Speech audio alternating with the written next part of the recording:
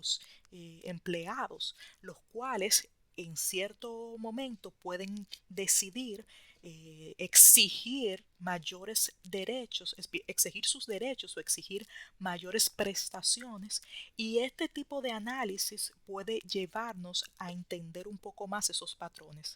Digamos que, por ejemplo, los trabajadores esperan que se le pague una justa proporción de su salario. Esto debido quizás a un incremento, podemos decir, de los ingresos de los empresarios en un momento determinado. Entonces, ¿qué va a suceder? En caso de que ellos esperen, en caso de que exista un incremento de los beneficios de los empresarios, ellos van a esperar que se les pague una justa proporción debido a ese incremento.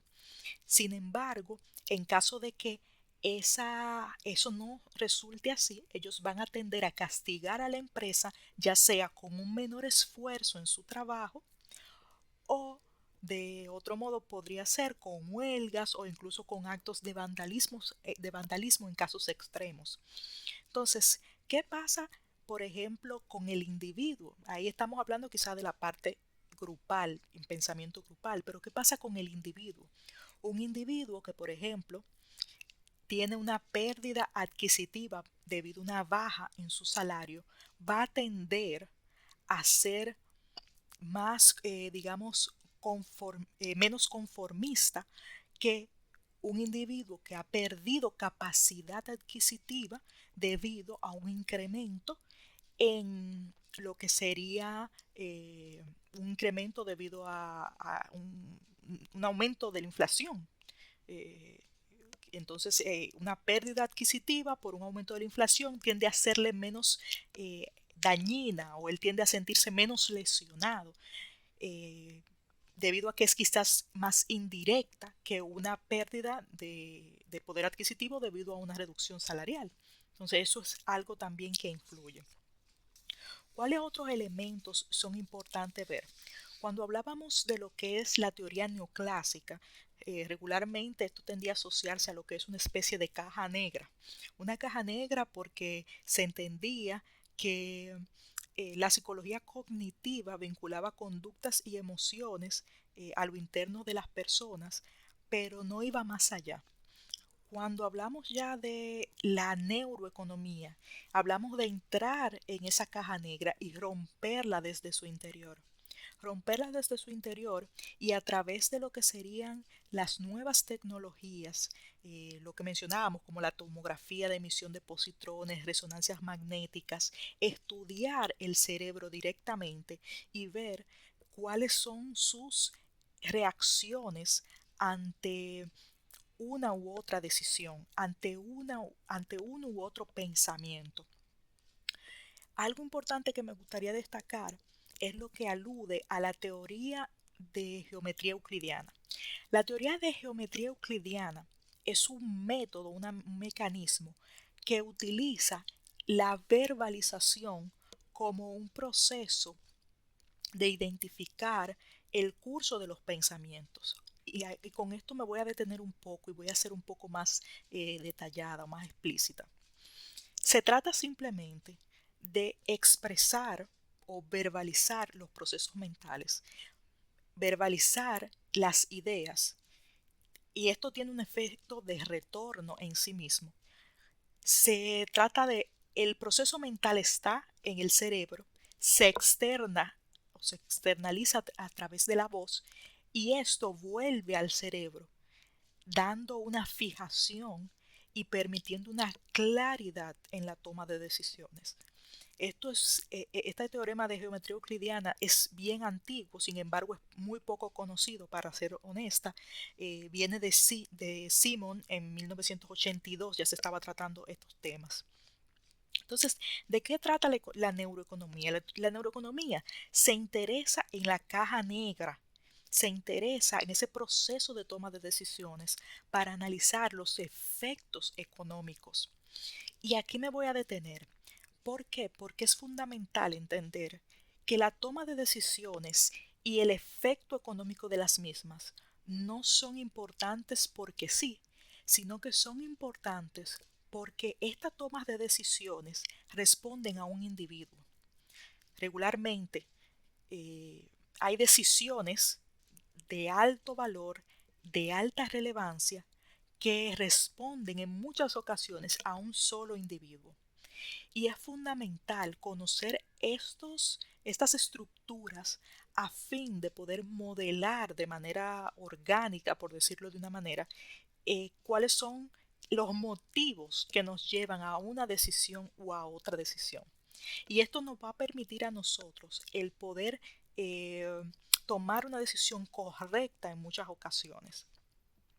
También procura la neuroeconomía entender cuáles reacciones físicas y químicas se producen en el cerebro que condicionan las conductas. Y esto es importante. ¿Por qué? Porque eh, existen condiciones físicas y químicas que pueden llevar a tomar una decisión económica. Y esto es bueno comprenderlo. ¿Por qué? Porque al momento de hacer análisis o estudios o investigaciones experimentales, tomar en cuenta a los individuos o digamos a la muestra que vamos a evaluar y ver esta parte estructural de cómo han estado pensando, de cómo están compuestos sus cerebros, pueden aportar a obtener información más verídica, más real al momento de hacer nuestros análisis. La neuroeconomía parte hablamos del siglo XX y en el siglo XX se hablaba de lo que era la década del cerebro. Siglo XXI ya pasa a saberse como el siglo del cerebro, determinar cuáles áreas se activan en cada circunstancia debido a la mayor afluencia de sangre. Esto es lo que nos permiten estas nuevas metodologías. Nos permiten partir desde el área médica, desde la composición médica y ver cómo estas ciencias médicas pueden ayudar a la evaluación de nuevas ciencias experimentales económicas. Y esto es sumamente interesante. Si vemos, por ejemplo, un caso específico es el caso de los adultos. Se entiende que a medida que el ser humano va envejeciendo, su tendencia al riesgo, a asumir riesgos, viene a hacerse cada vez menor. Su aversión al riesgo es cada vez menor. ¿Y esto qué significa? Significa que somos menos propensos a asumir riesgos. ¿Y esto a qué se debe? Básicamente esto se debe a que nosotros empezamos a generar los mayores cantidades de neurotransmisores como la dopamina y la serotonina.